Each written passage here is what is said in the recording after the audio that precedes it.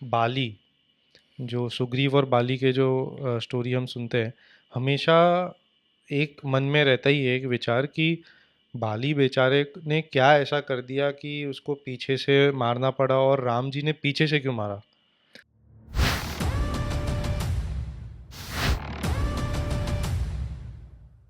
तो इसमें क्योंकि नॉर्मली वॉरियर्स तो छाती पे मारते हैं हम, मतलब वो एक ऑनर वाली बात जो होती है, तो ये तो पीछे से मार दिया उन्होंने। हाँ, तो बिल्कुल सही प्रश्न है और उसका उत्तर भी बहुत मतलब लॉजिकल है और मौजूद है। सबसे पहले वाली तो मतलब अच्छा आदमी नहीं था। उसने जब अंजनी देवी गर्भ से थी और उसको पता चला कि एक दैवी आत्मा जन्म लेने वाली है हनुमान जी, तो उसने अंजनी देवी के पेट पे पंचलोहा डाल दिया था कि वो पेट में जो भी है वो बाहर ना आए। लेकिन वो पंचलोहा कुंडल बन के हनुमान जी का बाहर कुंडल बन के आए। दूसरी बात ये, जब उसने दुंदुभी और मायावी को हराया और बाद में पता नहीं था तो सुग्रीव राज्य पे बेस्ड स्टोरी कॉमन है इसलिए मैं थोड़ा वो जल्दी केव बोलता हूँ। वाली जो केव स्टोरी है। वाली स्टोरी है। तो जब वो बाहर आता है वाली, तो सुग्रीव तुरंत बोलता है कि ठीक है आप राज्य ले लो, मुझे पता नहीं था आप जीवित हो, तो आप राज्य ले लो। लेकिन जो मंत्री थे जिन्होंने सुग्रीव का समर्थन किया था, वाली वो मंत्रियों को मार डालता है और सुग्रीव को देश निकाला कर देता है कि आप देश से निकलो। मतलब वो गलत है क्योंकि मतलब वो राज्य वापस करने को तैयार है, उसको एक कोई राज्य का मोह नहीं था। और ये तो इससे ज़्यादा गलत काम जो करता है, वो सुग्रीव की पत्नी को अगवा कर लेता है, रूमा को, और उसको बंदी बना लेता है रूमा को, और उससे शारीरिक संबंध शुरू कर देता है। तो अगर मतलब जैसे मैंने पहले भी बताया, शास्त्र में बहुत क्लियर लिखा है कि महिला के साथ आप ऐसा दुर्व्यवहार नहीं कर सकते। अगर वो किया तो सामने वाला व्यक्ति आपको परास्त करने के लिए कुछ भी करे तो उसको कोई पाप नहीं लगेगा। तो इसके लिए जब राम जी ने मारा वाली को, तो उनको शास्त्र के हिसाब से कोई पाप नहीं लगेगा क्योंकि वाली ने सुग्रीव की पत्नी रूमा को अगवा किया था।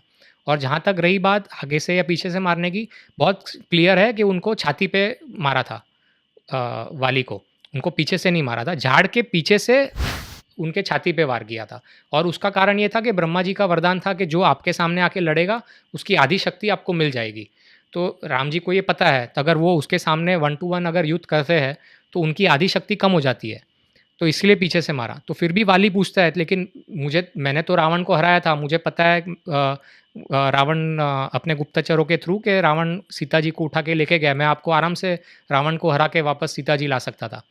और ये बात भी सही है क्योंकि वाली शक्तिशाली है। हम्म। लेकिन राम जी का उत्तर भी बहुत धर्म के फाउंडेशन को और मजबूत बनाता है। वो बोलता है कि मुझे पता है कि तू रावण को हरा सकता है, लेकिन अगर मेरे स्वार्थ के लिए मैंने तेरा साथ दिया होता तो रूमा का किडनैपिंग का क्या। तो मैं जस्टिफाई कर रहा हूँ कि तूने रूमा को किडनैप किया अगर मैं तेरा मदद लेता हूँ तो मेरा क्षत्रिय धर्म है कि मैं रूमा को छुड़ाऊँ तेरे चंगुल से। दूसरी बात वो कहते हैं कि मैं क्षत्रिय हूँ और मैं कोई भी प्राणी को चुप के मार सकता हूँ, क्षत्रिय धर्म में अलाउड है। और तू प्राणी है, वो वानर है, तो वानर को मारना, कोई भी प्राणी को मारना ऐसा नहीं है कि युद्ध है ये। तो मैं मार सकता हूँ किधर से भी। और फिर भी तुझे कोई शंका है कि मैंने गलत किया है तो मैं एक वरदान देता हूँ। दो वरदान दिए उन्होंने।